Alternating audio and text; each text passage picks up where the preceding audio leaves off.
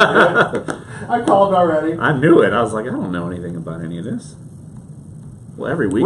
When is availability with the Saints this week? Probably not till Thursday. There's been no announcement, right? No. I'm guaranteeing it's going to be Thursday. Like, I just all of a sudden heard. Yeah. I guess I need to get on here and make sure. Oh. Do we have an LSU person on? Oh, shit. Lopes. Okay. What's up? Glad you're surviving.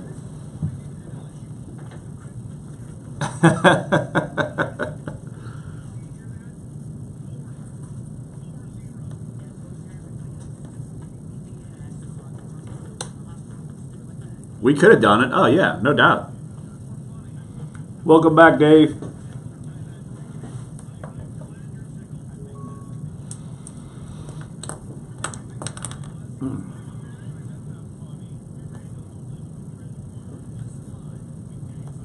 Oh, do you want to send Dave Morstead's number? Oh, yeah.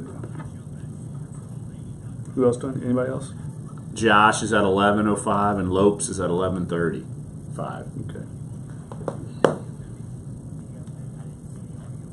No, we didn't send any. Yeah. Does he know what time, who these guys are? I mean, what time?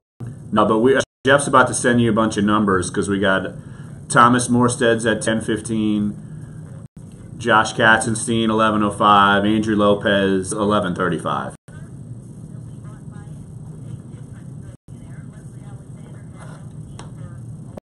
Yeah, the Rockets just get sold, so. Yeah.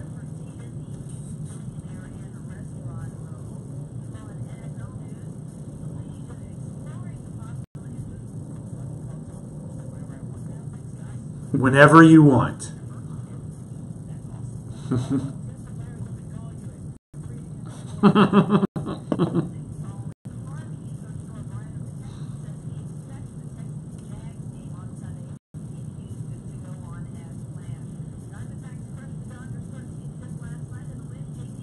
Dude, that storm looks bad, man. No kidding. I mean, really bad.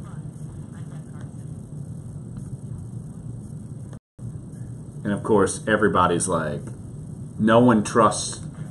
Yeah, go ahead. No one trusts the forecast because it's like the same thing it's said it was going to do for Katrina. So yeah, no one's supposed to go up the coast. No one's going to trust it. Yeah, no, it definitely has the same. Be like, nope, it's going to delay, and then it's going to shoot up and the hit worst us. thing that happens if it goes to Texas. I mean, that'll be brutal. Yeah. You know, I mean, just call it a day there. Yeah, that wouldn't be good. It'd be like similar to what happened with Rita coming in. It came in like, what, 2 weeks or something after Katrina? Mm-hmm. It was Yeah. crazy.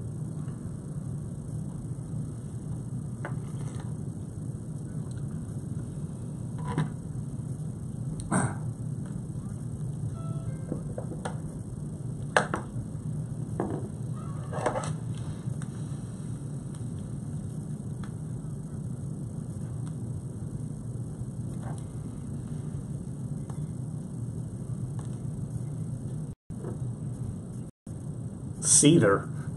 All right, I guess we can go through our picks. What happened with college football? Make sure we look at Paul like idiots. Let's see if I still have the sheet of integrity. Sheet of integrity. I might not. Here it is. Found it. Sheet of integrity. I'll never pick Florida State to win anything again. Well, I don't think I've won much this year. That's Yeah, for sure. you lost that one. Yeah. I did win that. And then I did win Michigan. Jeff, you lost that one too. What? You lost Michigan and Florida. I know. It's a disaster. Man, you're just not get past that first game. Get back in the I room. pick against SEC teams and lose, and I pick on them. And We all lose. picked UCLA and lost because Yeah, they were who minus boy? 3.5. That was an unbelievable game. Actually, every game, Why not pick Appalachian? every one of those games was great. Yeah. Virginia Tech won, didn't they? So you picked no, dude. You picked Purdue. I know. I got that one right. Shit, they were losing the whole game. Yeah, they All were. right, let's see. Fumbled twice on the 1 fucking yard line. That's unbelievable. On like first or second down. It wasn't like it was. Yeah. It was ridiculous. Let's see. So Bama, that's a win. Clyde and I both picked Michigan. What happened in West Virginia, Virginia Tech? Virginia Tech won by 7. Damn it. Jeff won that one. I'm looking up the scores right now. All right. Purdue. Okay. Beautiful. Me and Jeff both picked Indiana. We lost. Didn't Indiana win? Didn't Ohio State win? Yeah. Let's see. Ohio State. Wait, it was, 6. Yeah, Virginia Tech won by 7. What was the Georgia Tech Tennessee score? 42-41 Tennessee. Yeah, so Tech covered. Virginia Tech lost won? it in overtime. But Georgia Tech covered. It was 3. Tennessee was favored by 3. The entire game until overtime. Who did that take? Tennessee? Yeah. Brutal. Well, I took Appalachian State. That didn't go well.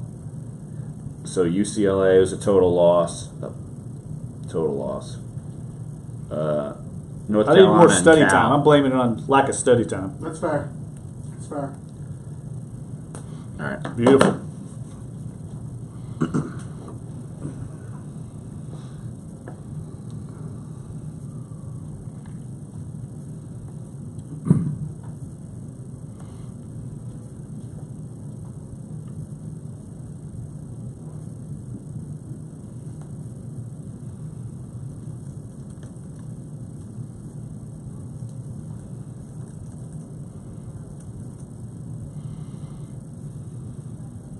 Dunc and Holder, back at you.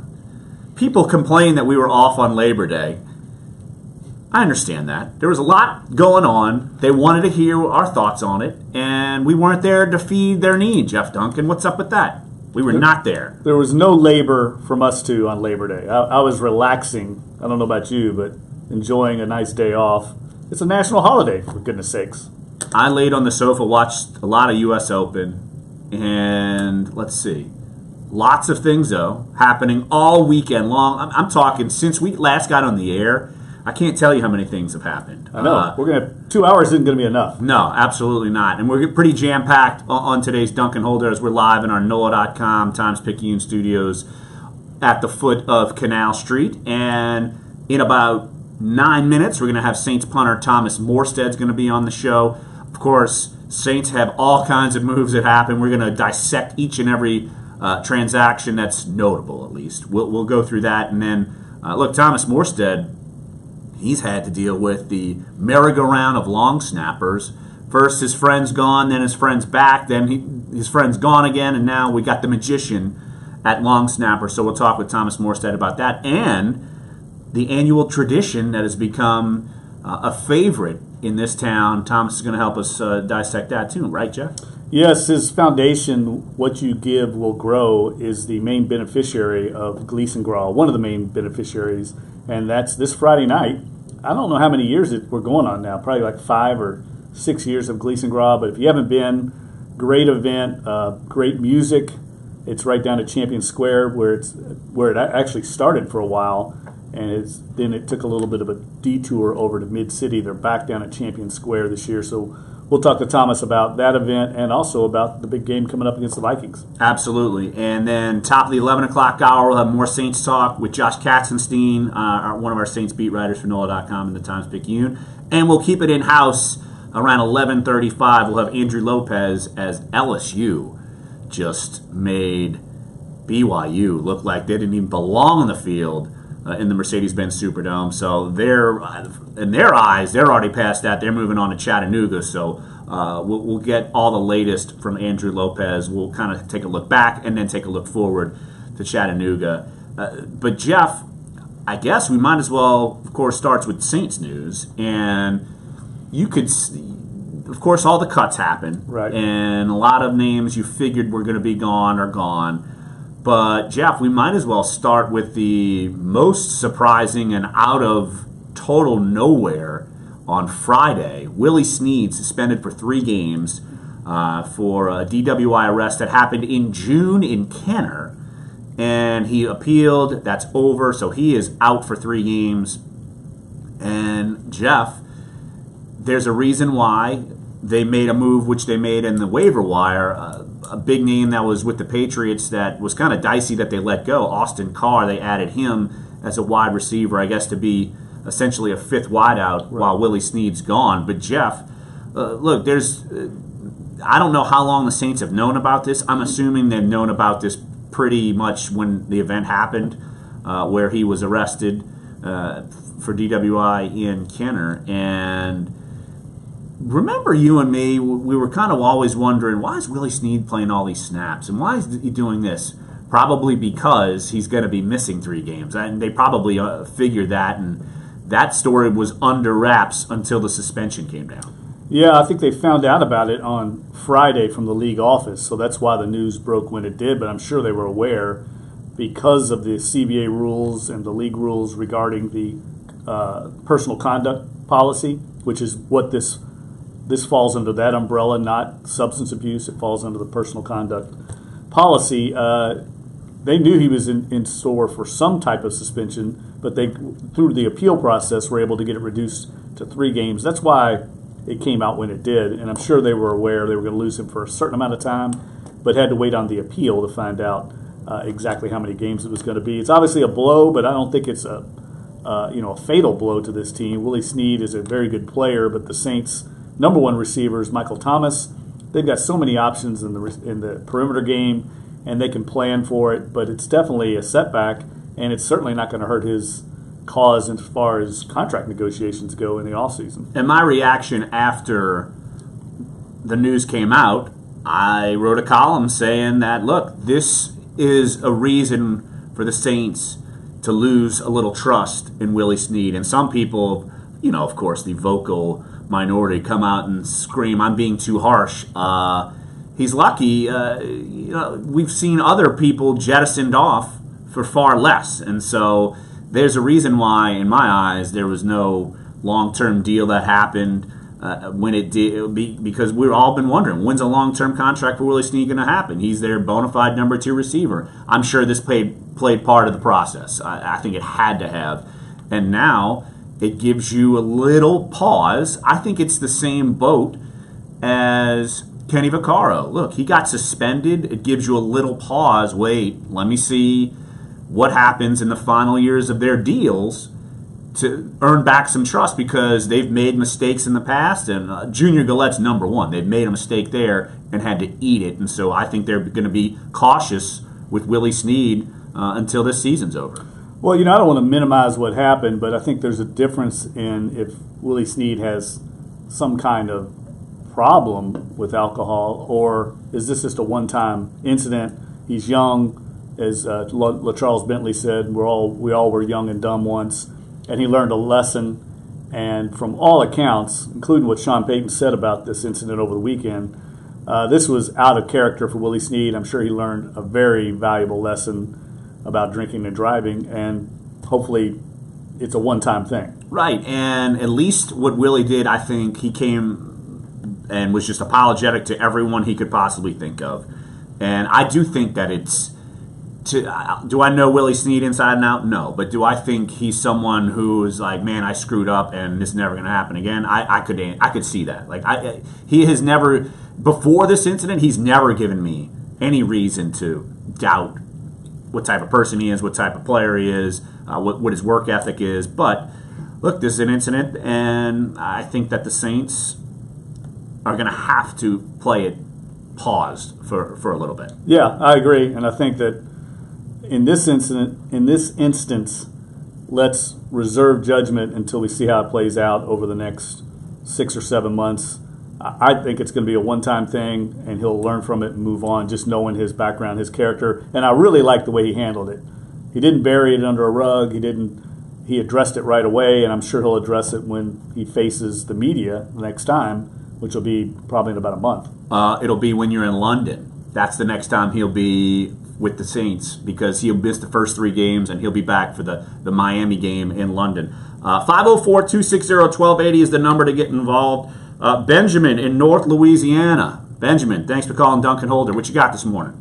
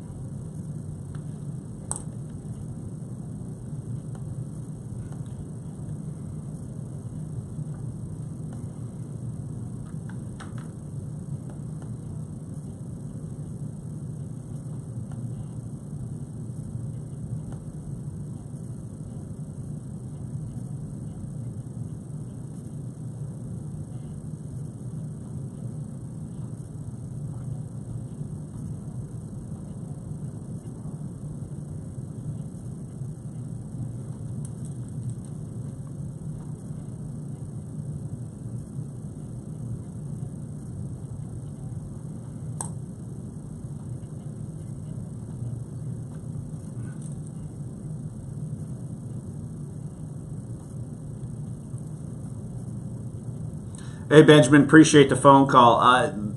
Trey Edmonds, I think that was probably the surprise keeper through the whole weekend, and he stuck out through all the transactions. Of course, we'll go through all these practice squad, who's in, who's out. Look, Delvin Bro's on short-term IR. We knew that was happening. And he had to be on the 53-man roster first before he could do that. So you gotta understand that part of the equation. But Trey Edmonds makes the team, and if you get probably past about this point, you're probably going to be good for a little while. And to me, I think he did show some spark at times. I feel like they featured Darius Victor more, but Jeff, special teams. He was on the first kick return unit, kickoff coverage unit. So he was high on the special teams depth chart, and I feel like that's where he's going to contribute. And that's how he made the team. And you saw some other guys like, say, Jake Lampman, who else? Eric Harris. Those guys were left off because they felt like Edmonds could bring more in special teams. Yeah, Edmonds made the team because of what he did on teams. He comes from Virginia Tech, I think one of the standout programs that has always emphasized special teams. And look, the Saints put their money where their mouth is as far as citing that you make the team when you're in that position by what you do on coverage units and return units. And Edmonds certainly stood out there. There's no doubt about it. I didn't think he was much of a standout as a running back. He wasn't as good a runner, I didn't think, as Darius Victor. But again, they're looking at who can contribute in the 46 on game day, not who's going to contribute. Because Darius Victor is probably never going to get on the field in a regular game as a running back. So that's why they have to look at who's going to make the 46 on game days, and I think they look at Edmonds and say, this guy might be able to help us on teams. Yeah, I think that's absolutely what it is. And because you kept another running back on the roster, you're not going to need another one on the practice squad. And Jeff, he's the only undrafted rookie from this year's rounds made it. Was 2011. Isa Abdul-Kadus was the only one, and that was a difficult year because it was the lockout, and so you did not get a whole summer to see your undrafted class, so it was going to be tough for that to happen anyway. So why don't we take a quick break right here on Dunc and Holder, because coming up next, we'll have Thomas Morstead, Saints punter, is going to join us. And, of course, look, we'll take your phone calls throughout the show. 504-260-1280 is the number to get involved. Thomas Morstead, 1015. Josh Katzenstein, 1105. Andrew Lopez, 1135. We'll be talking a lot of Saints. Of course, we're going to be talking LSU, too.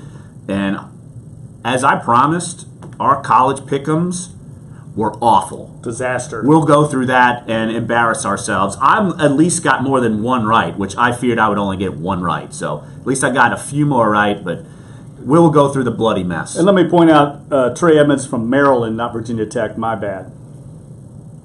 Another mistake. Close enough. That's okay. Is that where you put your finger up to let me know? I want to correct myself quickly. Clyde, that's what you're there for. Stat boy. Sorry, that was my fault. I was totally looking up something else. It's my fault. Sorry. Clyde, you can't even beat Tony Reale 2.0, man. Look, man, I was taking off Labor Day too, so I didn't get back into the swing of things. There you go. Thomas Morstead coming up next here, Sports 1280, NOLA.com, and the iHeartRadio app. We're Dunc and Holder. I thought he was Virginia Tech. Are you sure? What's it? I thought he was Virginia Tech. I did too. His brothers are all Virginia Tech. It says right here on the roster. I just looked it up. Look. Maybe he started out there. He's from Virginia. Wait, come on. His brothers are at Virginia Tech because I watched the game the other night and they were talking about it. He's got two brothers on Virginia Tech. Yeah. What? I know. All right, so you want to get into Gleason Growl right away with him? Let him talk about that and then turn the attention to the game? Yeah, that's fine. Okay. You're right, dude. Maryland. I thought for sure it was from Virginia Tech. Well, I mean, they were talking about him on the telecast the other night. What? He's listed. Former Hokies back. Yeah. Maybe you think he like transferred or something? Transferred to Maryland? Let's see what. I don't know. It's crazy. Yeah, everyone else says it's Maryland. He's not on the Maryland roster. Yeah, he transferred. Makes sense. Yeah. What did he say? He was wondering if he was just going on with Jeff, and then he said, "No, you're going on with Larry too." And then David said to him like, "Whoa!" I know, Thomas is scared of me. Not really.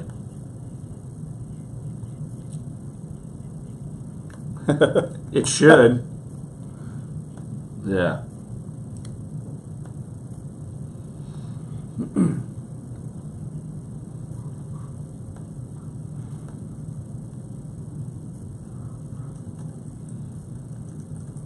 So I was kind of right because he started out Right, as a that's... Regardless, he's on the team. Well, I know, but I feel better because I thought for sure he was from. Yeah. That's why I said that. I was like, what? Oh, well. Okay.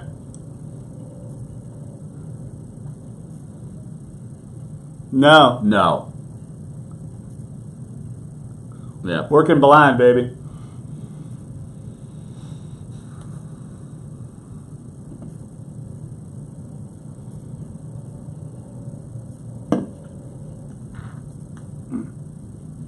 Okay.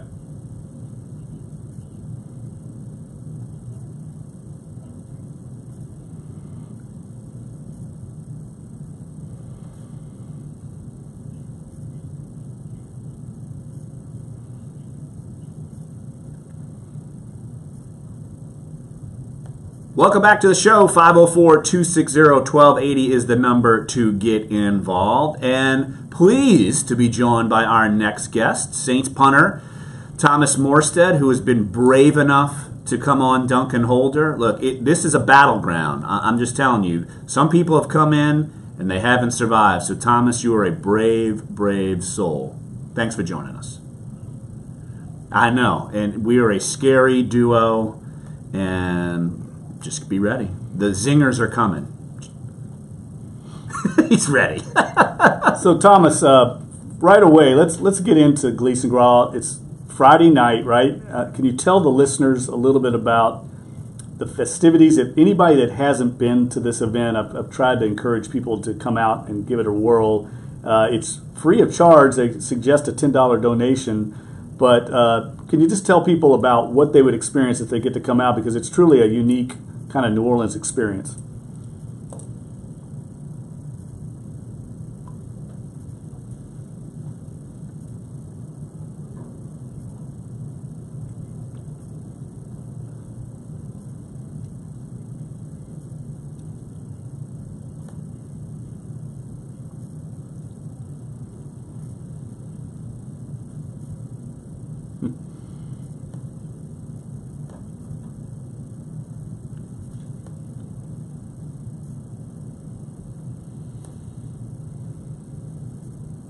And Thomas, this event has become tradition. I mean, we've seen this event grow and for several years, and it's one thing to get it off the ground, but to see this thing keep going, how gratifying is it for, you've known Steve for a long time, and of course, Steve is forever pushing to promote awareness and to try to fight ALS.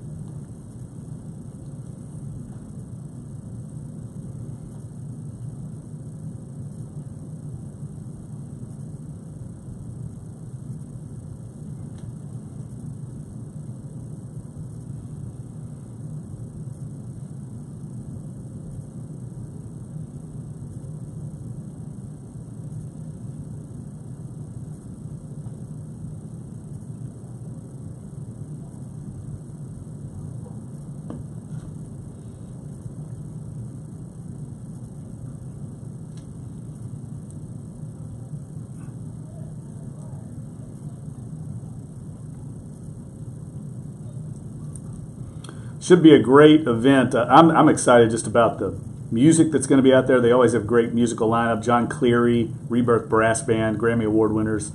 So it should be. Let's hope we get good weather. You know, it seems like when we had this event in the past, they always had bad luck with weather. So I probably just jinxed it by bringing up the weather. Jeff, I don't think you did, because I've seen the forecast, and the weather's actually supposed to be absolutely beautiful this weekend. So I don't think you jinxed anything. So that's going to be great. Yeah, I think the humidity is supposed to be way down. So let's hope it works out. Thomas, I wanted to ask you something about a little football question here. How do you, as a punter, adjust to a new long snapper? Is there an adjustment period? I assume there is, but for the uninitiated, now that you've got John Dorenbaugh in there, how does that affect what you do?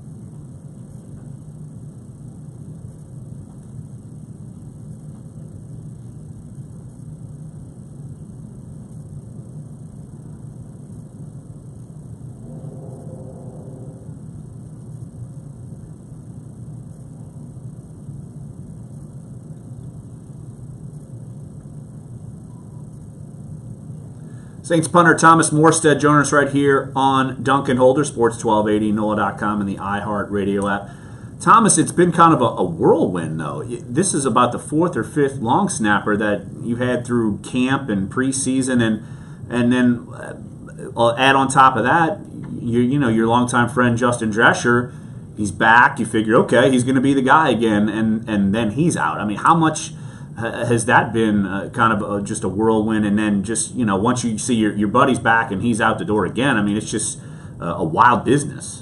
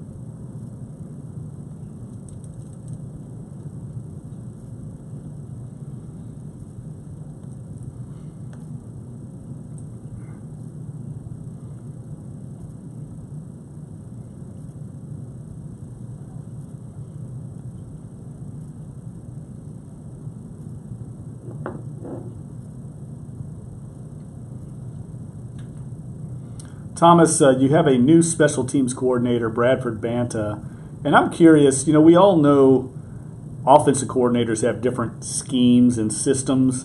Is that true of special teams? Are you all working under a completely different scheme, if there is such a thing? And how does that affect, what you do as a punter?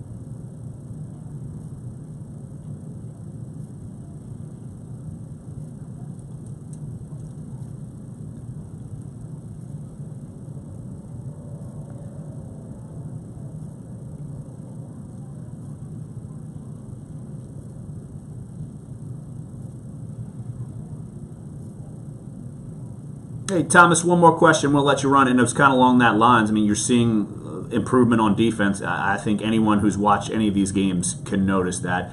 Very broad question, but what is the sense around this team right now? Going in, it feels like this year more than maybe in the last couple of years, you've seen some more positives in preseason. And do you think this is going to be able to carry over week one when you guys go up to Minnesota?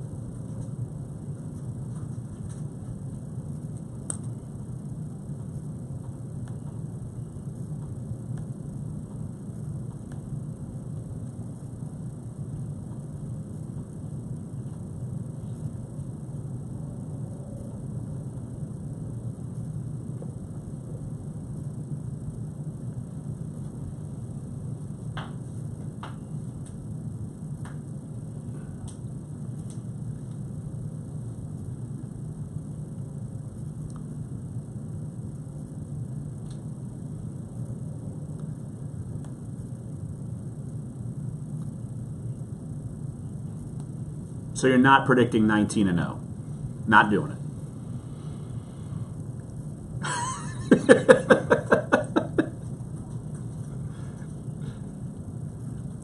That would be a pretty good season. Last I checked, 19-0. You might win it all. That's just saying. Thomas, what about 12-0 for the SMU Mustangs? They're off to a great start. 1-0.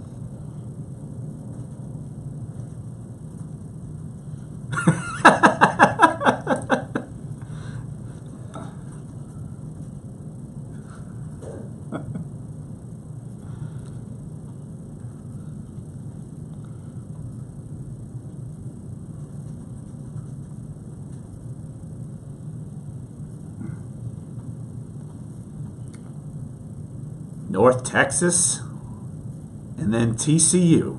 Yep, the Mean Green coming up Saturday. Well, hey, Thomas, appreciate the time. Again, Gleason Graws this Friday night, Champion Square. I know you're going to be there, and I'm sure several teammates and thousands of people, let's hope, come out for there. So, Thomas, hey, appreciate the time, buddy.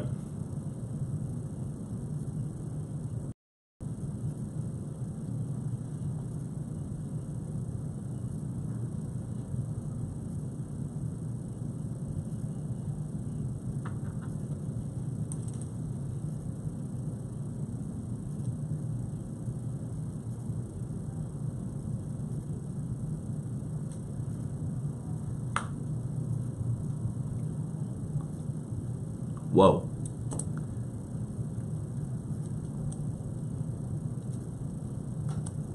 Very cool. Very Awesome. cool. Yep. Yeah, we'll definitely get the word out on that. All right. Hey, Thomas, appreciate it.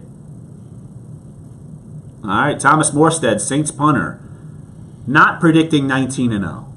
I guess 18-1 with the win in the Super Bowl. Maybe I should have just done that. Well, we know if the Saints don't go 19-0, it won't be because of their punting situation. Because he's one of the best and has been one of the best for going on a decade now.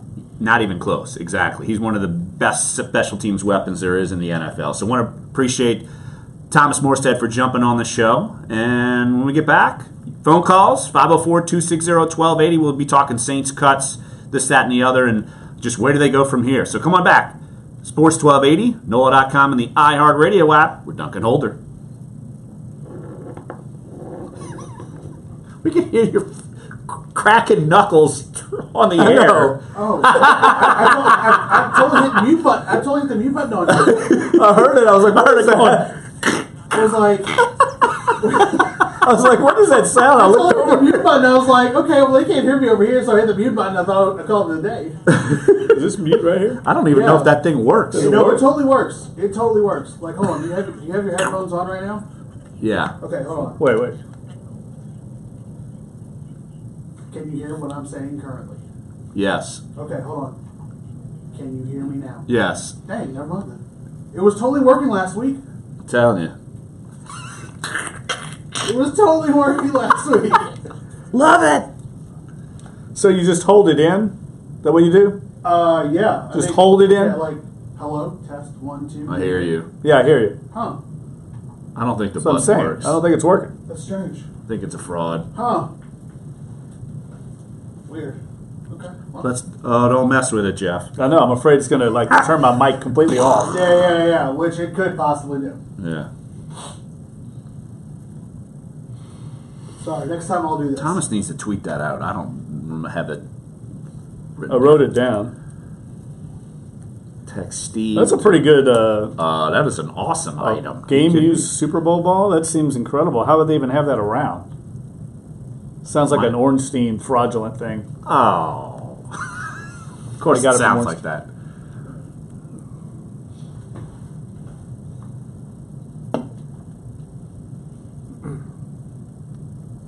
What do we got next? Anything?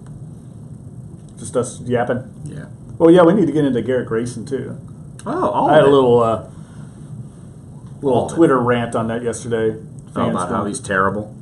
Yeah, fans are all defending the pick. That's that was one of the worst thing picks ever. Yeah. It's an awful pick. I know. I like Oh, defending. no, it. we're going to go into that. They're arguing the philosophy, which I have no problem with the philosophy. Oh, yeah, Jeff. Nick, We haven't Nick's- even gone into... Oh, of course, yeah. He stuck his stake in the ground. Okay. Thank you. Yeah, of course. Nothing they do is wrong. Never Loser. anything wrong.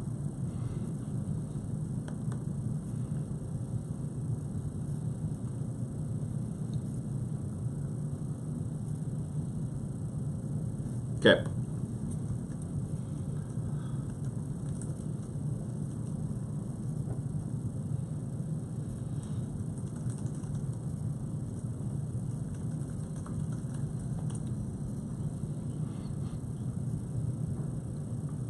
Welcome back, Dunc and Holder.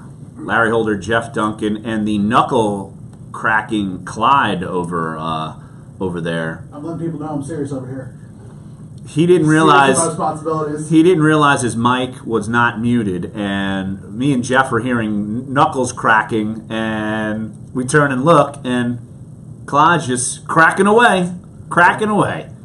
Serious about my job, serious about my duties over here. You are typing away, so you got to make sure those fingers are ready to ride. Clyde is the Duncan Holder muscle. Yes, absolutely. Oh, there's no doubt he's the He's- muscle. Me and Jeff are weaklings. He's our There's no security question. force. And by letting people know he cracks his knuckles, they're ready for Sound enforcement. good? Exactly. So, Jeff, let's go through some of the transactions that the Saints did over the weekend. And I think people understand by now, because I feel like Saints fans and those who follow the team, say in the Twitter age and the internet age, understand that the Friday cuts and the Saturday cuts, you knew more was going to happen afterwards, especially since you're chopping from 90 to 53. And the Saints put in some claims on some guys. They got 2 of them.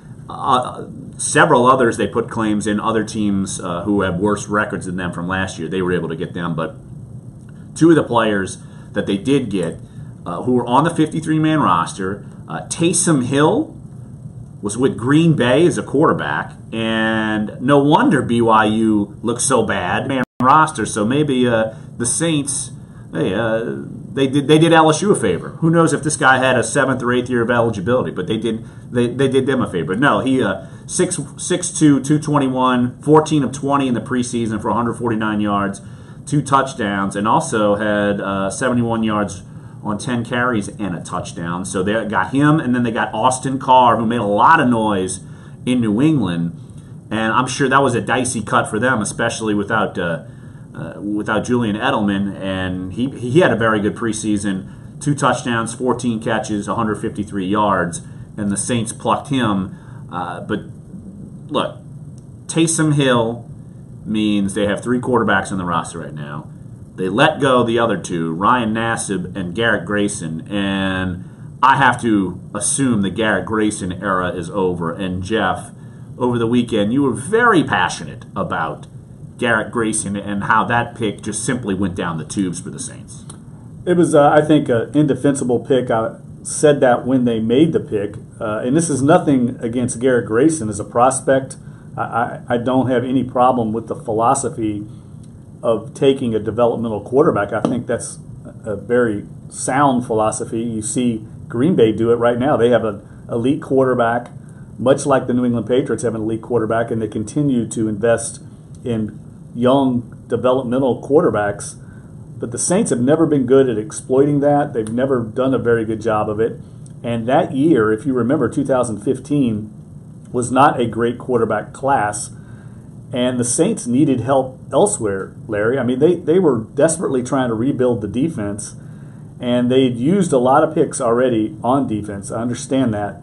But Garrett Grayson, by most scouts' accounts, was never going to be much more than a backup quarterback in this league. And I think everyone that's seen him play, look, he's still got development to go, but I think his ceiling is going to be as a backup. I didn't understand why you would invest a high third-round draft pick in a player that was not a sure thing, that was not a high upside guy, at a time when you needed help on the offensive line, you needed help in defense, lots of areas. And if you look at that third round, there were a lot of good players that went, and the Saints are going to play one of them in Danielle Hunter, that is a rising star as a defensive end.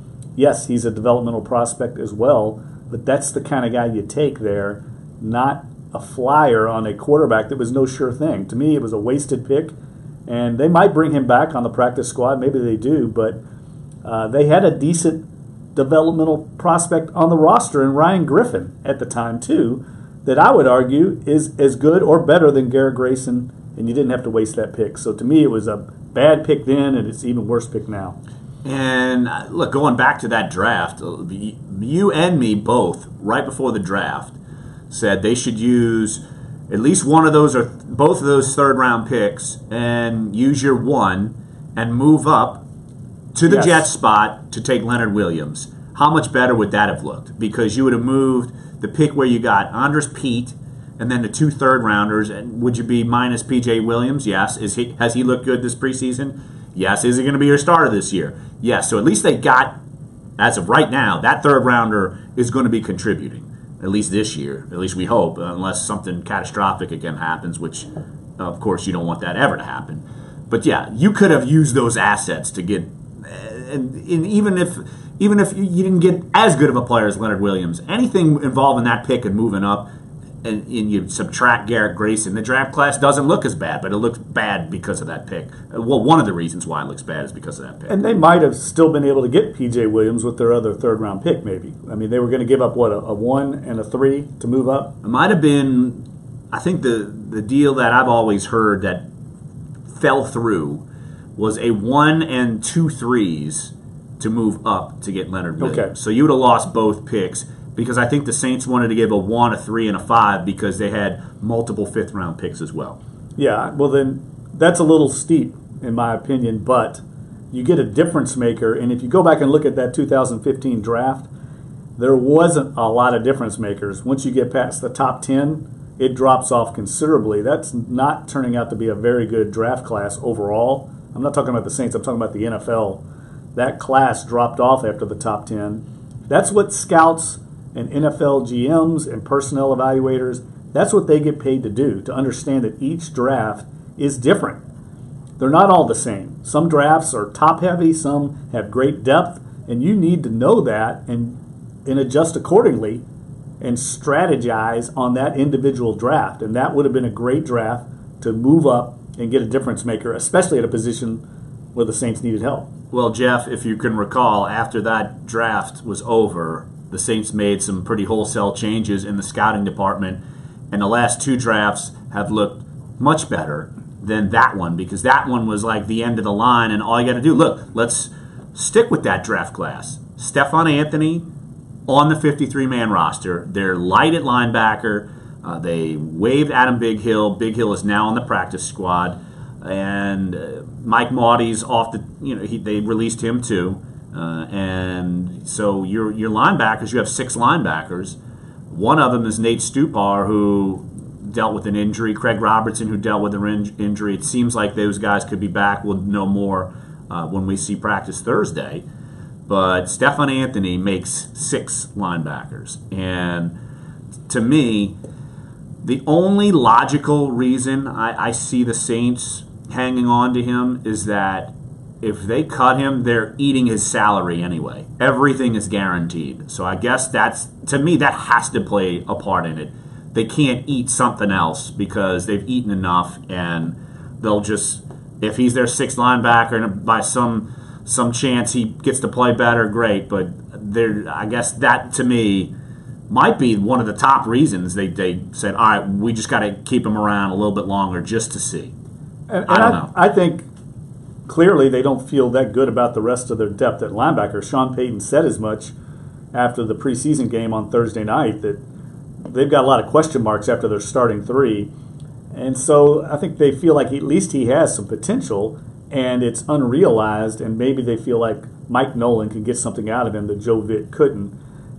They didn't have any really other options that stood out to them. So I understand why they kept him on the roster. And I would say this, the 2015 draft haul, you got 3 starters out of it, P.J. Williams, Tyler Davison, and Andres Pete. That's pretty good for any draft class. 2 backups in Kakaha and Anthony. So overall it's still a good draft, but there's no difference maker in that group. No, and Damian Swan, part of that group, is gone, and he is probably, his time with the Saints is probably up as well. But that was predictable. So one more segment in hour number 1, then hour number 2 here on Dunc and Holder. We'll have Josh Katzenstein, of course, our Saints beat writer here at NOLA.com and the Times-Picayune. 11:35, we'll have Andrew Lopez on, LSU beat writer for us at NOLA.com and the Times-Picayune. And your phone calls, 504-260-1280 is the number to chime in here on Sports 1280, NOLA.com, and the iHeartRadio app. We're Dunc and Holder. Oh, golly. I was about to lose it.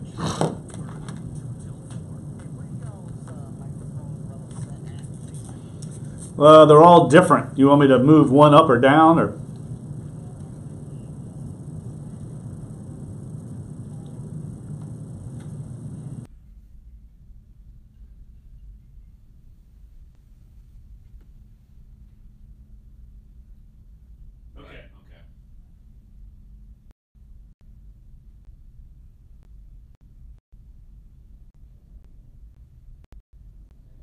Which mic is which mic?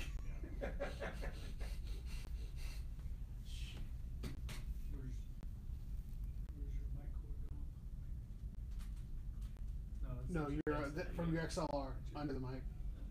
Oh, that's my headphone. Yeah. All right. This is technology. We don't know anything.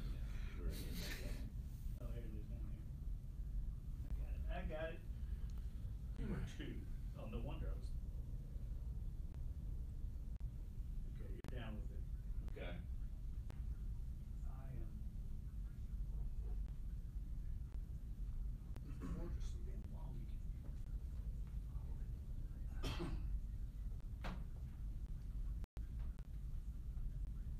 I'm 3. So you're good. Yeah. So me and Clyde are 1 and 2. did I just call you 2? Yeah, I think you said I'm on 2. All All right. Well, we'll sort it out. Sure. right.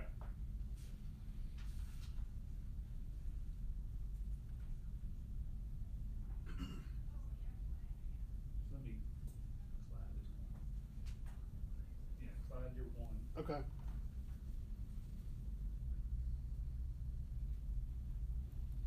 right.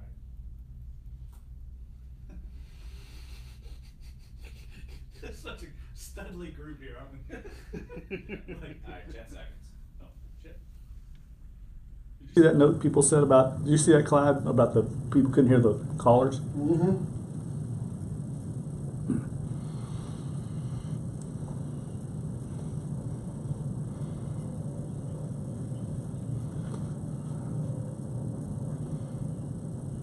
Welcome back. Talking Saints moving, shaking. Saints probably not going to be having their first media availability / Wednesday practice will be Thursday. So they could be practicing. They could have practiced yesterday, or they could practice Wednesday. But the first one that will be open to media and will start their normal work week will be Thursday. So, of course, they'll practice Thursday, Friday, Saturday, fly up to Minneapolis, Sunday, play Monday night. 6:30 is kickoff? 6:15, something like that. Yeah, it's an early kickoff because Right. they have that double header. They play a game on the West Coast afterwards, so that's good for us in a lot of ways. Nobody cares about how the sausage is made, but for deadline purposes, it's always good to kick off early. Yeah, absolutely. And just a heads up, we will be doing Dunc and Holder on the road. We will be in Minneapolis Monday and Tuesday doing our show from our iHeart Studios, one of our many sister stations across the country. So that's kind of the great thing about being part of the iHeart group. We're able to bring the show with us wherever we go, which is it's going to be pretty cool. The fact that we're on the road and making this thing work. Yeah, I'm looking forward to getting up to the Twin Cities, seeing U.S. Bank Stadium.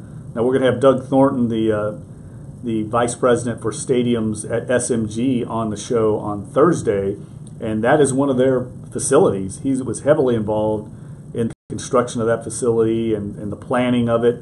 And Doug, of course, manages the Superdome here for the state of Louisiana under that lease agreement with the state. And it'll be interesting to get his thoughts on it. I wanted to ask Thomas Morstead about it because this will be the first time the Saints have played in this stadium. So it should be interesting to see how they adjust. I'm sure it's going to be a hostile environment and a huge game right off the bat for the Saints. Both teams know they need this because both understand they've got some tall tasks in their division. NFC North, I think everyone realizes the Green Bay Packers are going to be the favorite in that division. Detroit might be a little bit of a wild card depending on some wins here or there. Minnesota's right in there. And then, of course, the Saints, they've known that if they don't get off to a fast start, typically it could go downhill pretty quickly. So let's hit the phone lines. 504-260-1280 is the number to get involved. Brother in Metairie. Brother, thanks for calling Dunc and Holder. What you got? Great.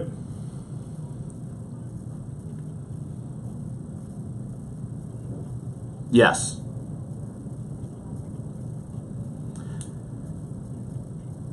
Yeah, he was actually a big camp standout in New England.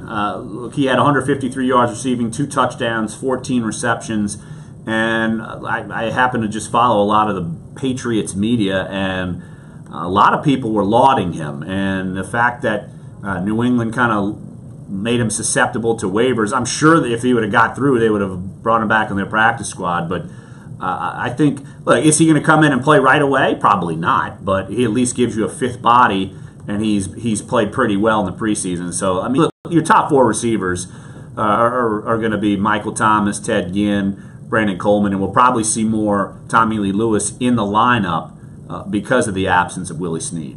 And brother, just a little scouting report on him real quick. He's not a speed guy. He's about 6 foot, 200. He's out of Northwestern.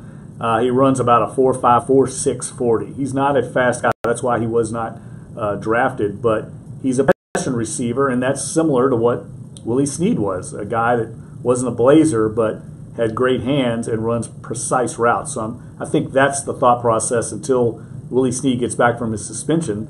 This guy could fill that similar role once he gets up to snuff in the offense.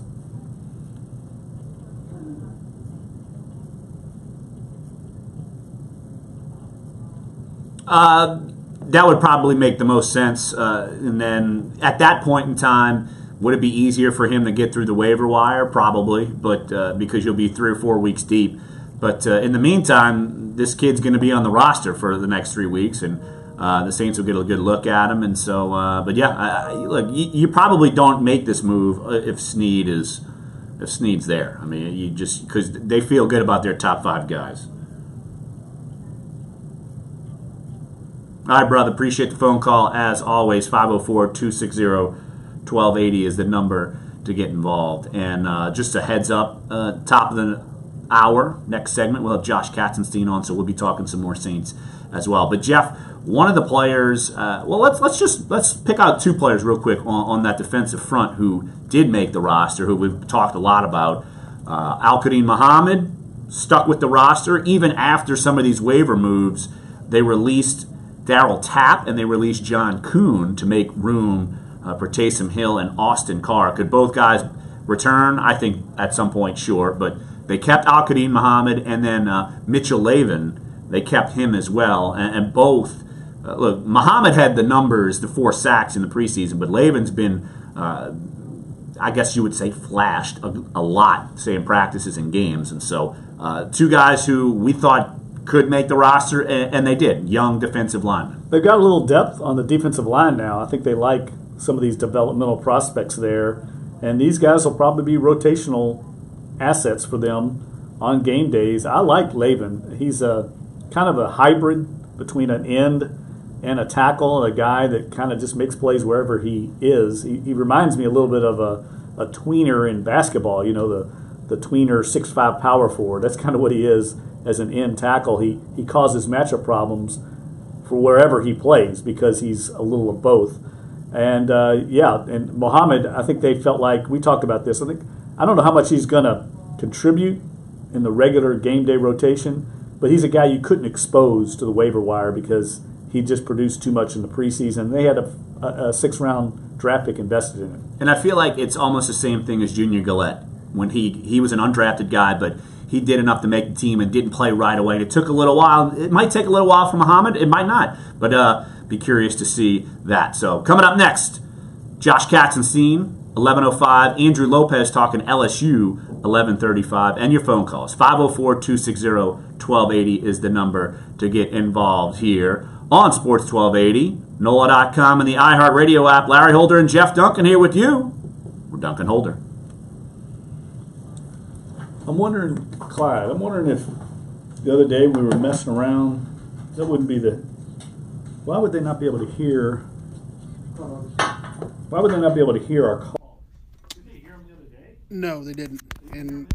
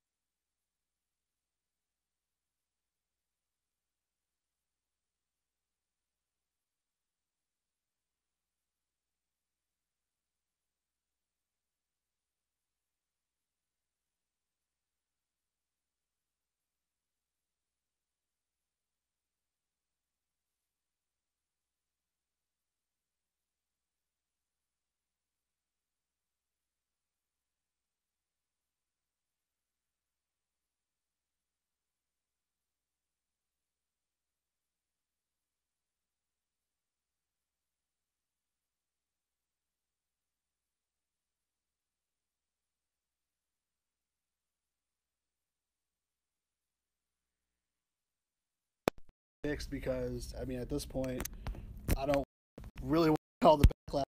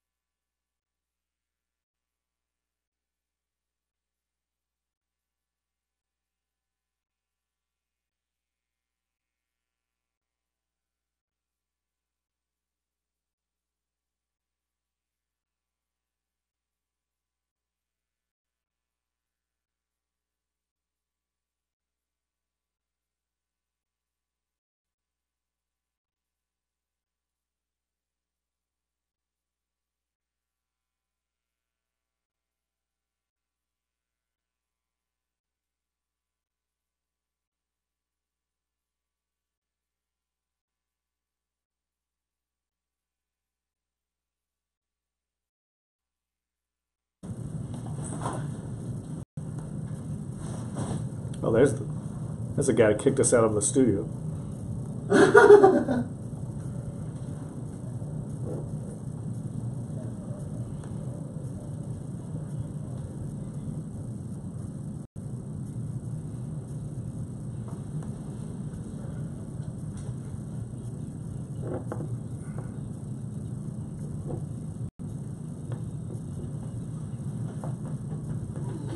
All right. Beautiful.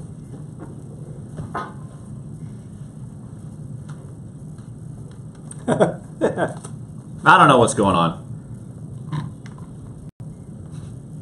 It's called an audible.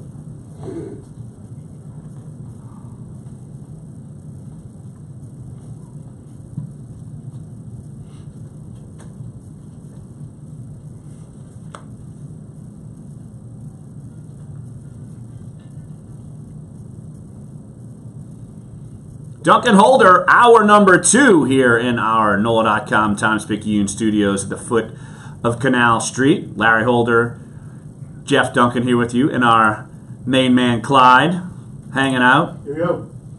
There he is, yo-yo. Clyde, your last name, is it Verdan? Yeah, that's correct. Like Clarence Verdun. Yeah, exactly. In fact, that's related. Really? Yeah. Mm-hmm. I did not know that. Yeah. Total guess. Yeah, I know, right? No, but yeah, that's right. My dad's from obviously Clarence and all, South Terrebonne and all that kind of stuff. He's actually, so we're all related in that, nice pool of South Louisiana. That's why Clyde's the muscle and we're not. Exactly. That's exactly I know why. where I get it from. Exactly. The knuckle cracking muscle. Exactly. So, had Thomas Morstead, Saints punter, on in hour number 1. Of course, if you miss any of it, sports1280.com. NOLA.com, iTunes, NOLA.com, SoundCloud, and our NOLA.com YouTube feed. We will have all of the replays up once the show is over. And now joining us, talk a little bit more Saints, Josh Katzenstein, NOLA.com, Times-Picayune Saints beat writer, jumping on the show once again. Josh, quite a busy weekend, and as we were texting, we didn't anticipate it being as busy of a Friday outside of cuts, but then the story with Willie Snead, now he's suspended for the first 3 games. Josh, first off, how do you think the Saints will alter what they do without Willie Snead? And I assume that Austin Carr is not going to be someone who comes in right away. So how do you think they alter what they do offensively without their number 2 receiver on the depth chart?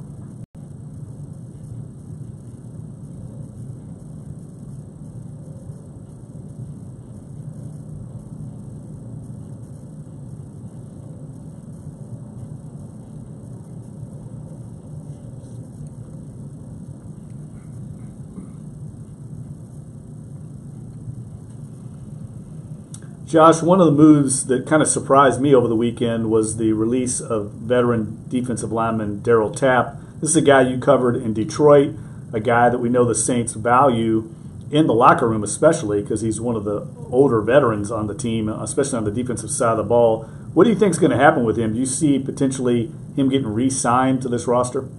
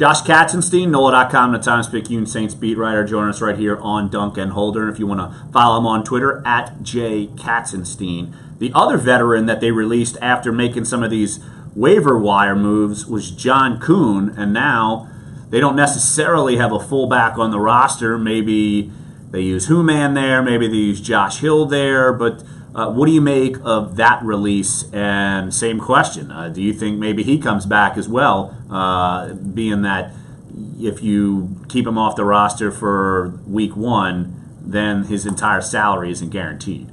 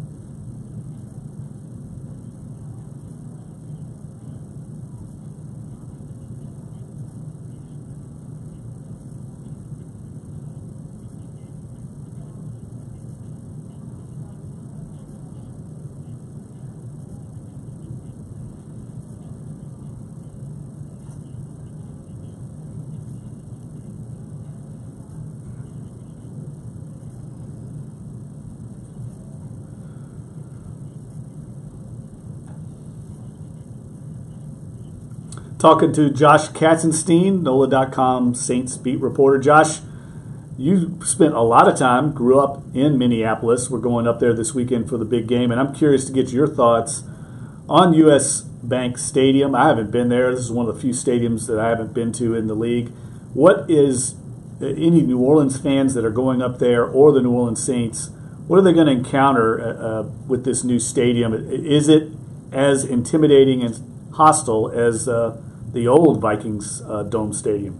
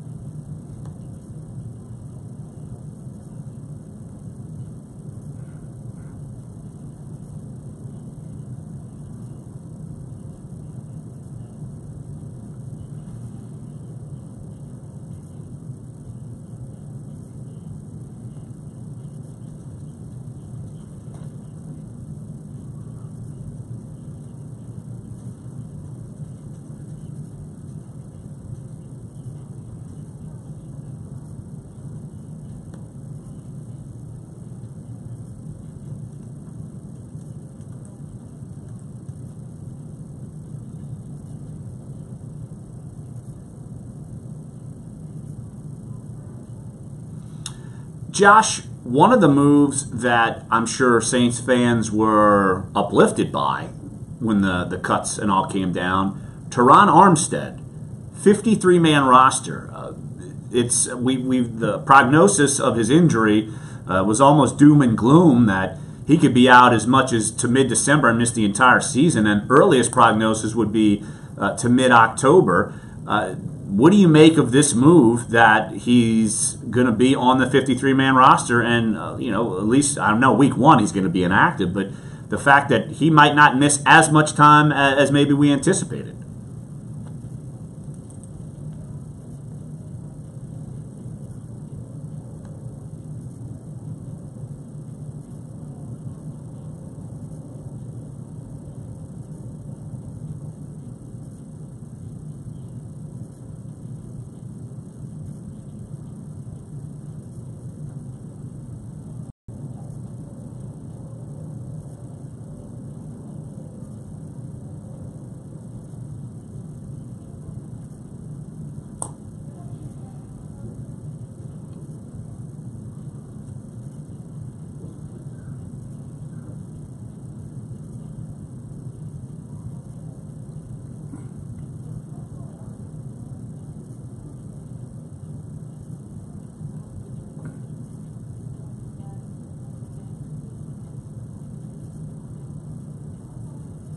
And Josh, the backup quarterback situation to me is a little troubling. I don't think Chase Daniel had a great preseason.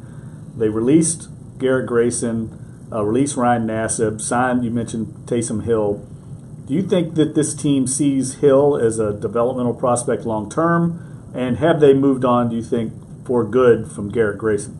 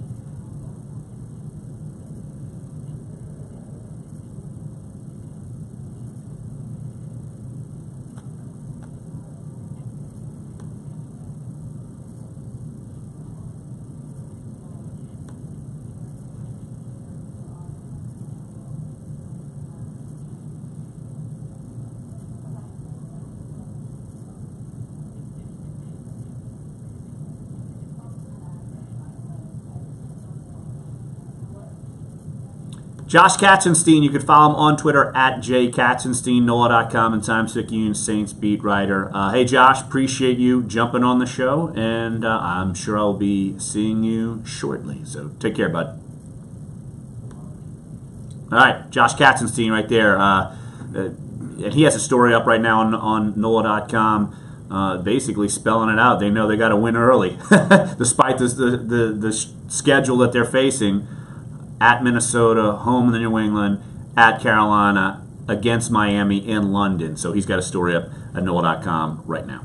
I think they'll be underdogs in all four of those games. So if they can come out, like you and I have talked about before, 2-2, when you consider that they're expected to lose all four, I think that's a win for them. But I think it's going to be difficult considering some of the injuries they've incurred early on at some key positions. They're kind of going in to a pistol fight with a knife right now. Well, I think it depends on what Miami does. I mean, it's not like Jay Cutler and the Miami Dolphins are this monster team, but if they're 1-2, and it might be like a pick'em game, but yeah, the other three, they're going to go in as underdogs. 3.5-point underdogs against Minnesota this weekend. Already? Ready? Yes. Yeah. That's to be expected. So basically, if there's a neutral field, they'd give the Vikings a very, very slight edge. So 504-260-1280 is the number to get involved in this show. 11:35, we'll switch gears to LSU, talk with Andrew Lopez. Of course, a monster win, 27-0. It was men against boys in that game. So we'll talk with him about that. We'll go through our disastrous picks. Disastrous college football picks. Can we stop making picks? after week 1? No, that's the point. That's the whole point. Just to make it just one week we look like geniuses, the other week we look like idiots, and most some days. Some of us. I don't know if I'm all in on the latter of that.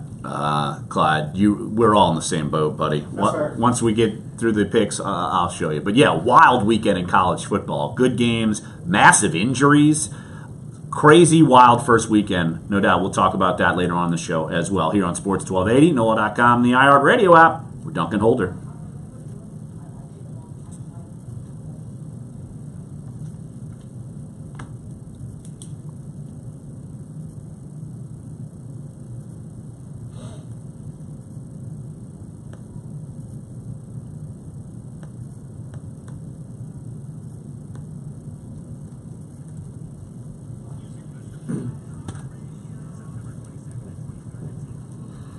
Oh, so we all got Cal right. Yeah, I forgot about Cal. Nice. Forgot about Cal. That's the only one we all got right. I think we're all factoring in the Brandon Harris factor. That's exactly what I Literally did. what we did. Carolina Literally. There's no question that's what I did. Boy, we read on that one too. Yeah. Jeez. Well, you're knocking AD around. Oh. He's turning around sideways. All right, I was 4-6. What? That's pretty good. That's pretty good. Jeff, you were 4-6. Whoa.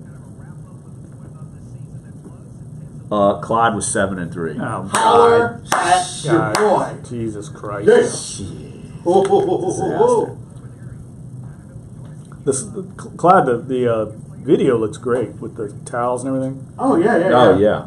It really does look good. I made some. I just made some tweaks to the alignment on the stand after Friday's show. Yeah. Mm-hmm. Still got the ladder in the background. Yeah, hey man, that ladder. I'm telling Ladder- you, wait, ladder match, wait for man. that ladder, dude. I'm telling you, that ladder is about to just start taking on a life. I'm ready for it. I think And we could probably eliminate if we move we just move the backdrop closer to this or something. Anyway. I mean, yeah, you could move that. Yeah, I mean, we've got plenty of room. Okay. All right, I'll go through the picks. If we must, Oh, we must. What was the Tulane score? I'll look it up. 'Cause, I mean, they played well. They killed Grambling. Yeah. I watched the replay. It was pretty impressive. Yeah.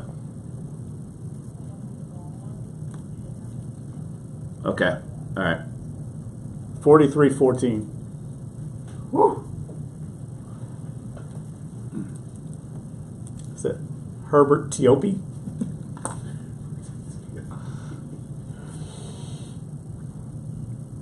This is right off the Jeff Duncan playlist. I'm going to do a little breakdancing out at midfield. I have to tell you, the LSU-BYU game, LSU won the game. BYU's mascot was a breakdancing fool. One of the best mascots I've ever seen as mascots go. So did they get put the mirror down and do spinning on his head? He was spinning on his cougar head on the AstroTurf. Are you sure Or he whatever did? it Are is. you sure the person inside there didn't spin around real fast and he's actually standing on the head and just spinning around, or was this legit? No, it was legit. He could have made money out on Bourbon Street over the weekend for sure. Him, John Darrenbaugh, all of them. Yes. Get everyone out there making money at Jackson Square. All at the same time, Jeff, you're gonna talk about all the music selection. You're not gonna tell Larry that they played mostly during most of the game on Saturday. His favorite genre of music. It was Yes. Country Fried Saturday. Oh yes. That I mean, technically it was a Texas Bowl. I mean, the Advocate Texas kickoff. So they had to put a little bit of country in there. A little of bit. course. I mean, it was a lot. Well, LSU in that Bayou Country Superfest haven. That's true. Yes. Exactly. And Yes. here we go. Thank you, Dave. Dave, the tradition happened even while you were out. Oh, by the way, everyone, let's give a kudos to Dave getting back in the saddle. Yes. And but Dave, the Welcome tradition back, Dave. continued.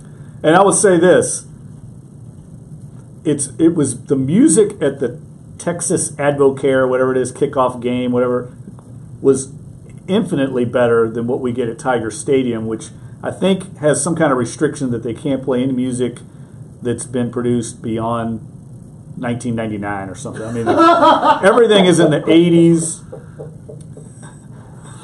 It's unbelievable how bad the music is at LSU football games. Man. It's the home game this weekend. You're going to be going to Chattanooga? No. Yes, I am going to the game. You are going to the game? I'm going to go to the game, and I want to listen to I like the Jeff's Bodyguard again. the outdated music selection. It's crazy. It's like Journey and REO Speedwagon and Molly Hatchet. I don't know who's in charge of it. It needs to be upgraded. Oh, boy. 504-260-1280 is the number to get involved. Let's hit the phone lines. Herbert in downtown. Herbert, thanks for calling Dunc and Holder. What you got? We're doing great.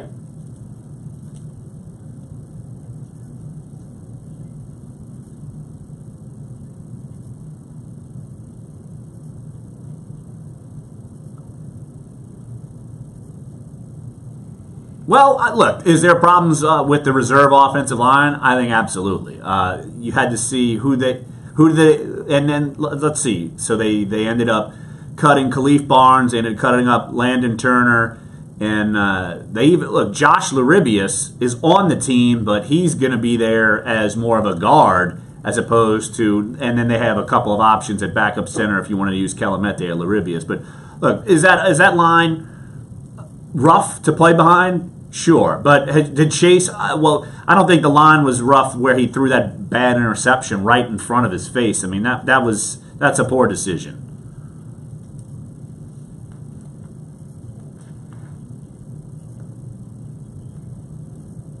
For a few years, he went to Kansas City and then went to Philadelphia and got paid plenty, both spots.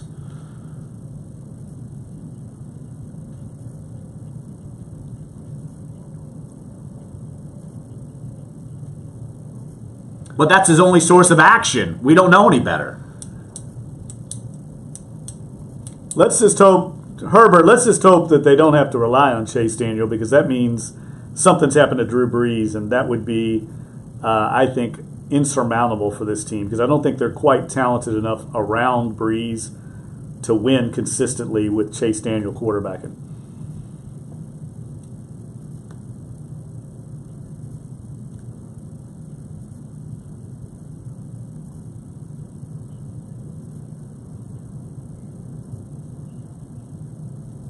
I don't know. I don't know if Luke McCown's stuck or not. I think he did get released.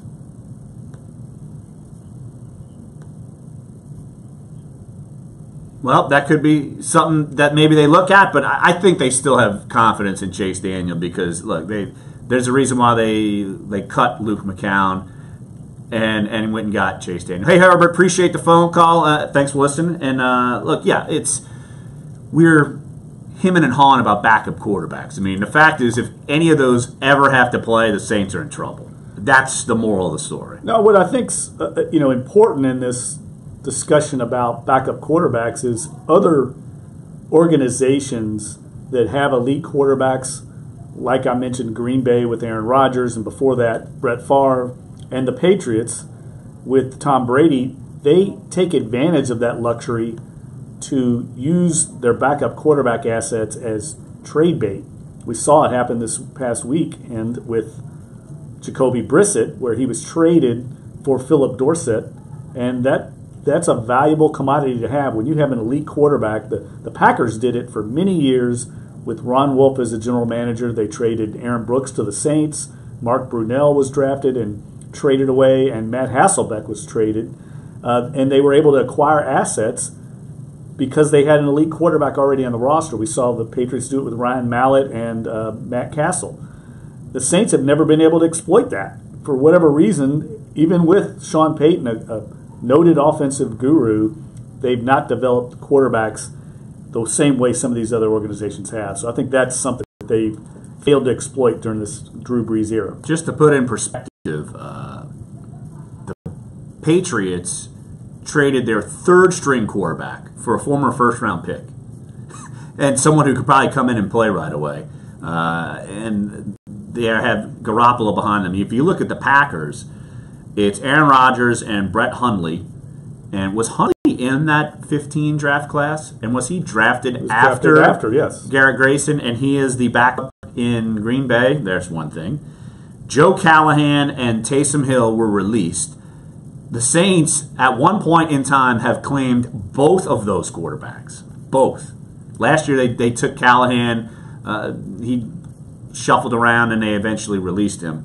But then they went and got Hill, another Packers backup. And I think Jeff, do you have a point? Yes, but I don't care if Steve Young is not your backup to Joe Montana, I don't care who your backup is. You're going to have a hard time winning. So just hope that nothing ever happens to Drew Brees. I'm talking ever. Like, he needs to play till he's like 50 for this team. I think there is something that is there in that the Saints have not developed a backup. I guess you could make a case that Ryan Griffin was the only prospect they really developed here. He moved on. He was going to be the backup probably in Tampa until he got injured.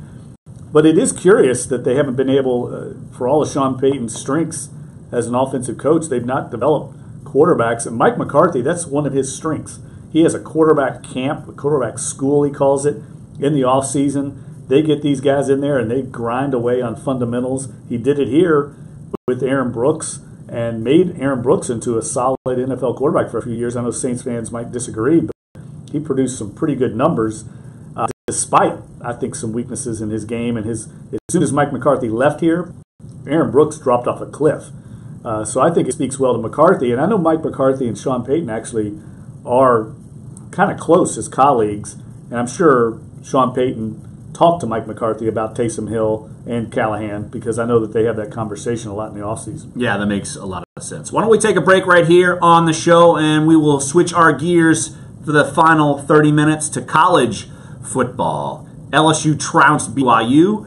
Tulane with a big win against Grambling. We thought that would be a challenge for Tulane. No. They looked great out at Ullman Stadium. So we'll talk about that, and we will all have Andrew Lopez, LSU beat writer for NOLA.com and the Times-Picayune, coming up in the next segment here on Sports 1280, NOLA.com, and the iHeartRadio app for Dunc and Holder.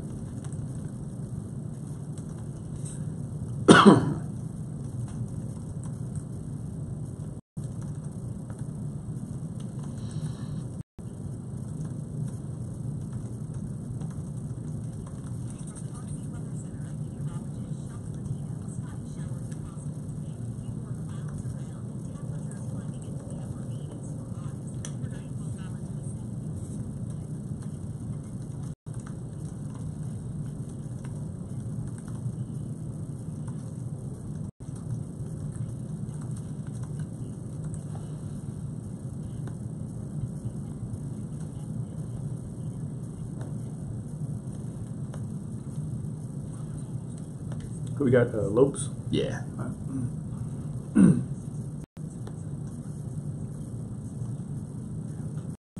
Ooh. All right.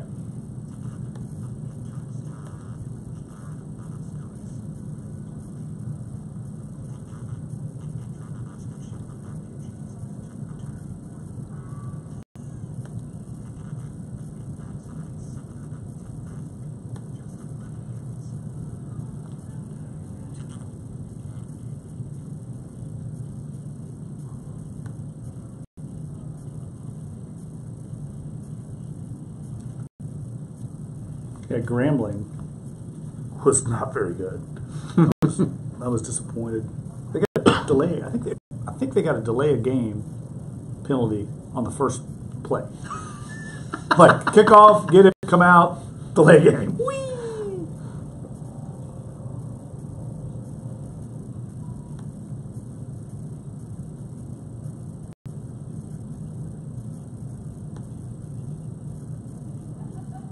Yeah. There it is. Delay game. Jeez.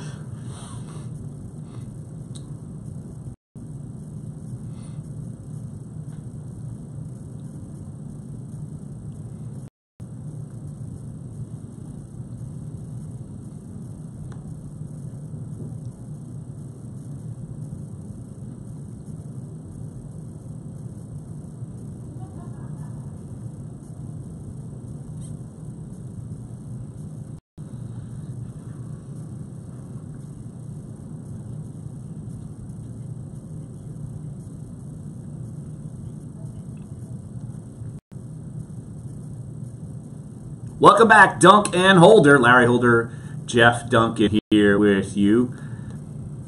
Joining us right here on the show, just on the heels, well, a little bit off the heels, of an LSU big win, 27-0 against BYU. Coming up next is Cupcake City, Chattanooga. Joining us right here on the show, Andrew Lopez, LSU beat writer for NOLA.com and the Times-Picayune.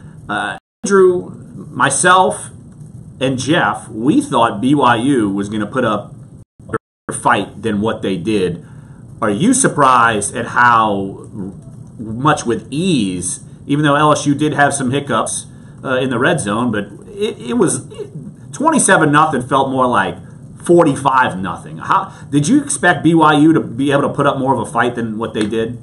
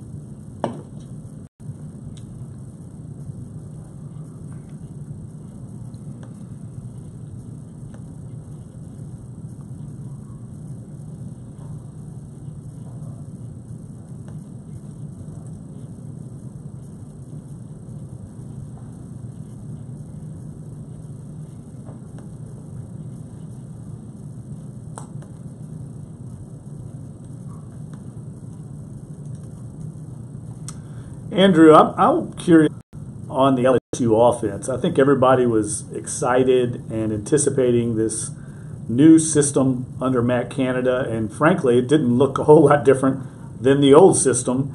How much do you think that was just Matt Canada playing his cards close to the vest and realizing that they could just run the ball and control this game on the ground? And how much of it do you think is maybe what we're going to see because he knows his best offensive player is Darius Geis?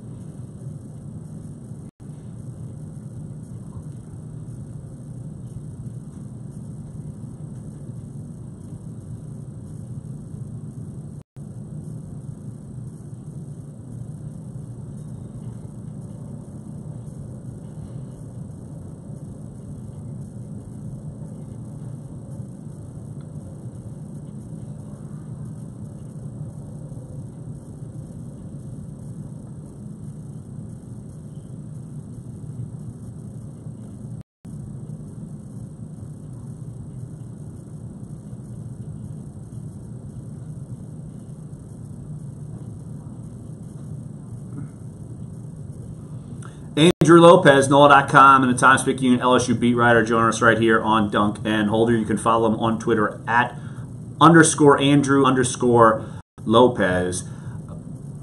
Andrew, you look at Danny Etling. To me, he looked like he was a different guy, honestly. He looked like he mastered the offense.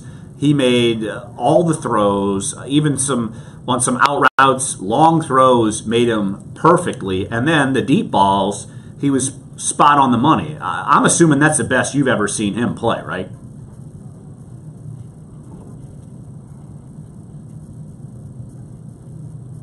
Hater.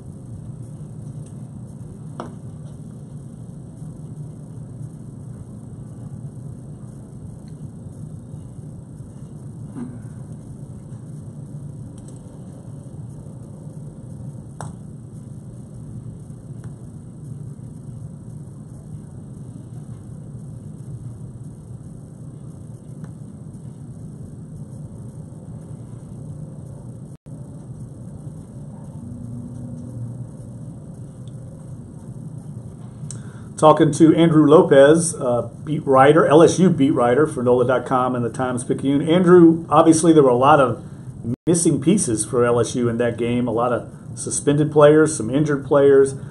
What are we looking at going forward? Do you think this roster will be bolstered for next week's game against Chattanooga? Is there any way to know who's going to be back and who's not going to be back?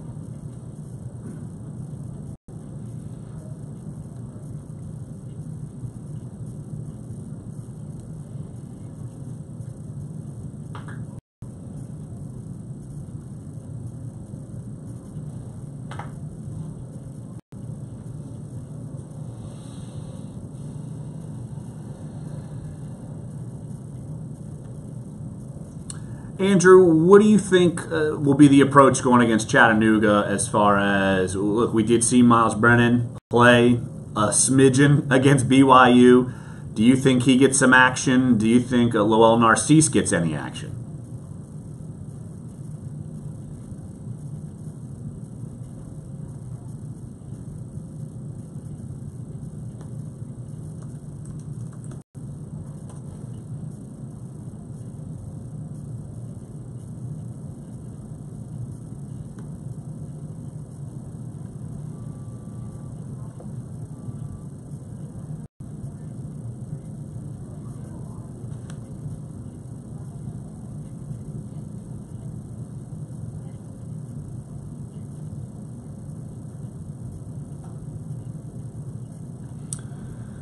Andrew, one other thing that stood out to me in that game, obviously the defense was so dominant. We talked about all the young players, but what about Arden Key? I mean, this is a guy that a lot of people think is going to be a top 5 draft pick next year.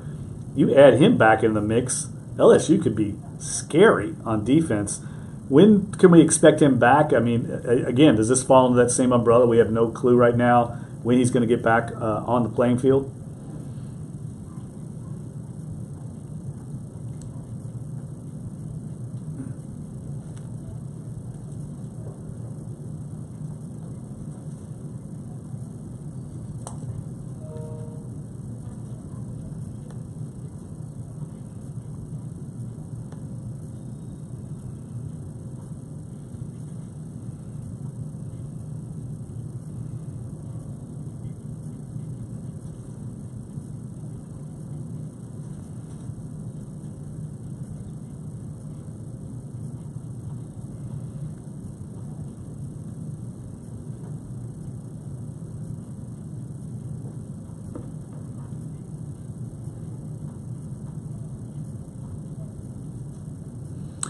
Andrew, one more question, and we'll let you run, and it's more about the landscape of the SEC. Look, Alabama wins, A&M loses. Both of them have some massive injuries. How much do you think the injuries to Alabama, to some 2 defensive players, and then Texas A&M loses their quarterback?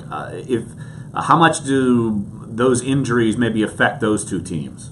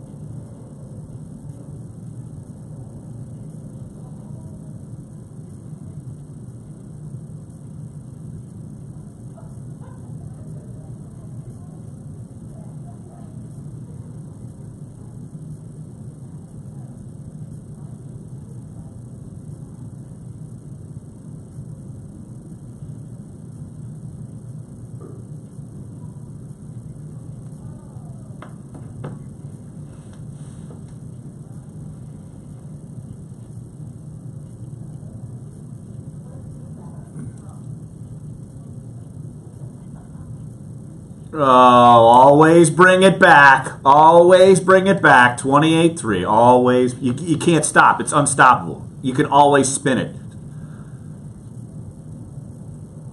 It's real easy just to say, hey, the Falcons blew a 28-3 lead. You don't even have to connect it. You can just always say that every day, and Saints fans will be happy. Andrew Lopez, LSU beat writer for NOLA.com and a Times-Picayune. Hey, Andrew, appreciate the time, as always, and I'm sure we'll catch up with you again next week. Thanks, buddy. All right, that's Andrew Lopez, blanket coverage of LSU, even going up against Cupcake Chattanooga. But look, LSU, I suspect some of their opponents are going to be better than BYU, but it was dominating. I mean, it wasn't even close. Like, even though the score was tight, and then you finally put up 27, you said, all right, they've got this. You knew they had it, but it was domination. I did not expect that. I don't think anybody thought, with all the attrition they had from last offseason, lost 5 defenders to the NFL draft, had all these players that were out with suspensions. I think people suspected that there would be a little more of a transition early on, and they might struggle early on both sides of the ball. A new offensive system to adjust to, and then a bunch of new faces on defense, and it was seamless. And that speaks to the coaching staff. It speaks to the leadership of the veteran players that were involved, and it speaks well to the future, because they're only going to get reinforcements now coming back on both sides. This team could be really scary. I mean, their schedule lightens up dramatically now. I say lightens up. We don't even really know what BYU has. They could be a team that's not that good.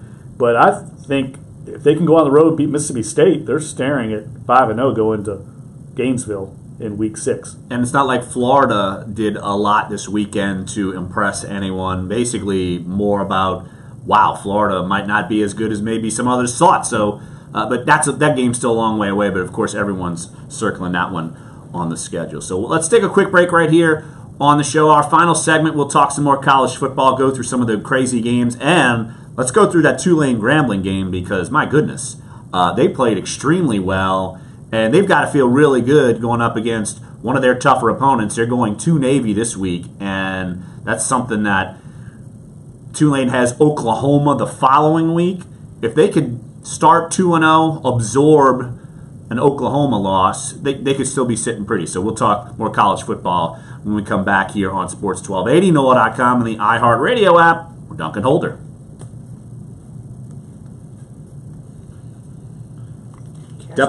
Depth chart came out. Saints. I just was looking at it. Starter, Ken Crawley. Third string, Marshawn Lattimore. Sure. Yeah. Von Bell is a starter, too. Okay.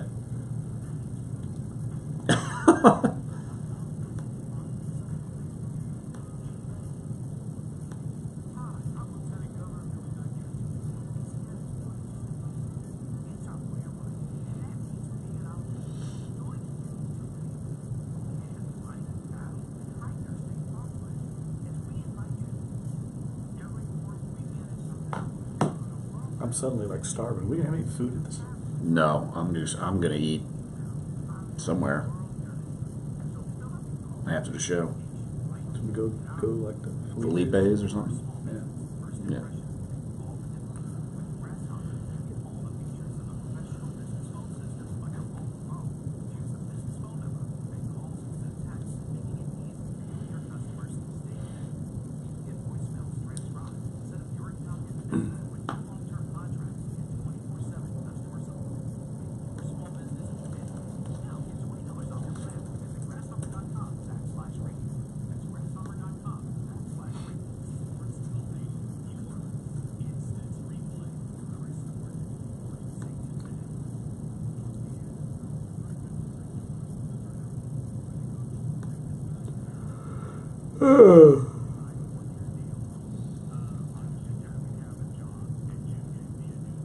Oh yeah.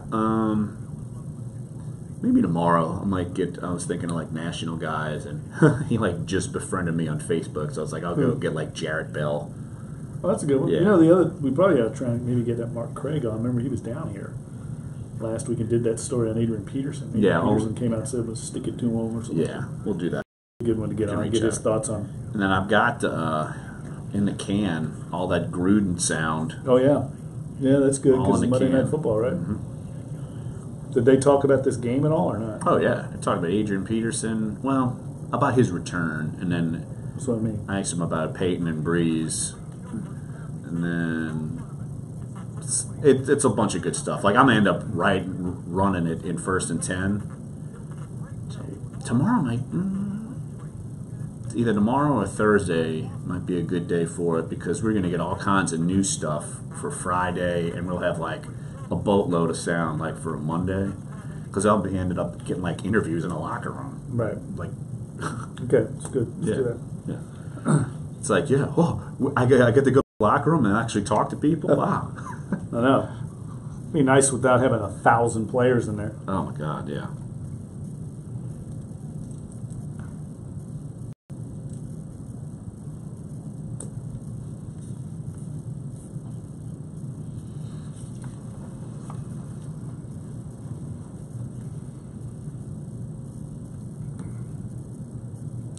Can we cut off Clyde's mic? Because I don't want to hear him gloating in this segment. Look, you just found out that you can't do it in any way, so now it just means that I am here for the long haul. He can't even mute his own mic.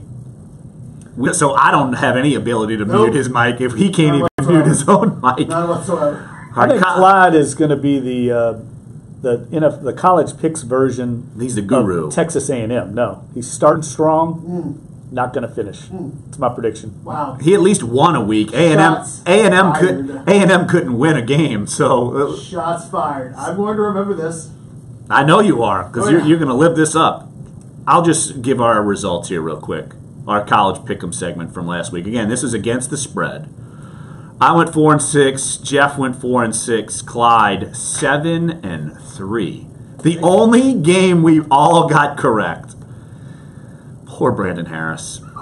We all picked against North Carolina.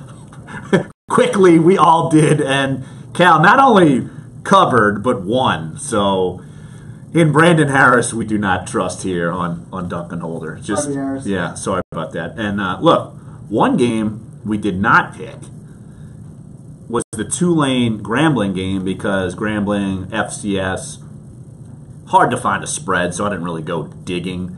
But I bet you we would have had a hard time picking that game against the spread, and Tulane put it to Grambling. I mean, they put it to them. So much so where, Jeff, you were even saying that we overestimated Grambling. Look, they had a delay a game penalty to first play the game. How does that happen? How do you do that? Yeah, they get the kickoff, come out, everybody's excited, delay a game. That's a bad sign right off the bat. But I was impressed with Tulane. They've got a little more depth than I thought. We had Todd Graffinini on the program a number of times, and he's indicated that some of these recruiting classes are better than maybe people expect because they're not traditional multiple star athletes, but they're guys that fit Willie Fritz's system. And that defense is better than I thought, even having to replace Tanzel Smart and Nico Marley. The big game this week against Navy on the road in Annapolis. That's a big one. I think Navy's going to be heavily favored, but I think you have to be encouraged with what you saw on Saturday out of Tulane. I'm not encouraged by my early picks, though, however. And let me point out this real quick, guys. Brandon Harris, 7-16, 60 yards, 2 interceptions. Oh. Quarterback rating of 8.3. Can we just say that's not good? No. He got Understatement. They had to go to Chaz Surratt in that game, a freshman. So his time might be up already. I hate to say this, but it's not a good sign for him. In a system, he went there because Larry Fedora is known as a quarterback-friendly coach. In his offensive system, we see Mitchell Trubisky produced out of that same system. He went there because he wanted to play in a wide-open system, and it still didn't translate. That 8.3, your quarterback rating. No, the freshman was much more productive and actually led them to something of a rally there a little bit. So, and Cal is a team that is not of the Power 5 programs. I mean, they're trying to rebuild, and their defense has been one of the worst in all of Power 5 football. So the fact that he struggled against that defense is not a good sign. No, and some of the other games, and let's kind of just make it related to LSU. Let's go through some SEC games. Georgia, their quarterback goes down. The other one comes in, and he was much better. I don't think it was even close. And so that's on one end of the spectrum. The other end of the spectrum, A&M loses their quarterback, and then they can't do anything. And then now Kevin Sumlin. It's amazing how many pictures of seats on fire you can find on Twitter now related to Kevin Sumlin. And at first, it would have been, Jim Mora's seat would have been up in flames. Then they turn it around. Now Kevin Sumlin's seat. Crazy how that changes in the matter of, say, 20 minutes of game action? Crazy. Whoever lost that game was going to be in trouble. The way the A&M lost, I don't know how he recovers from that. I mean, a 34-point lead late in the third quarter, that's insane. And I watched a lot of it, and once Josh Rosen once they figured out the protection issues and were able to give him time, they had no hope of stopping him. I mean, it was just this momentum took over that game. It was incredible. I think second largest comeback of a Power 5 game in college football history. Well, if you look at the stud 3 top quarterbacks that everyone lauds going into the draft, Josh Rosen certainly came up on top. Sam Darnold struggled. Josh Allen from Wyoming struggled. Tanner Lee, who people might think he's the 4th best coming out of that group, he had a good start with Nebraska, and so helped his cause. But yeah, Josh Rosen was the big winner in the quarterback derby this weekend. All in all, though, a strong opening weekend for the SEC. Tennessee rallying last night really kind of pulled one out of their hat there against Georgia Tech. Looked like they were going to go down. Georgia Tech fumbled late driving with a 7-point lead. Tennessee rallies and gets a 42-41 overtime win. Absolutely. So, look, crazy weekend. What's the big game coming up this weekend? Is it Oklahoma, Ohio State, and everything else is probably cupcakes? So, well, you got Louisville, North Carolina. I know that's a huge game for you. Can I pick Louisville right now?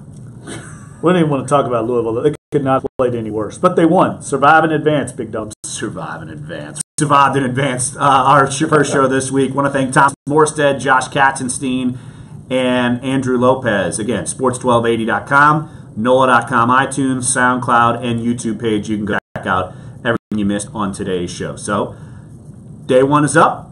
Day 2 coming on Wednesday here. Sports1280, NOLA.com, and the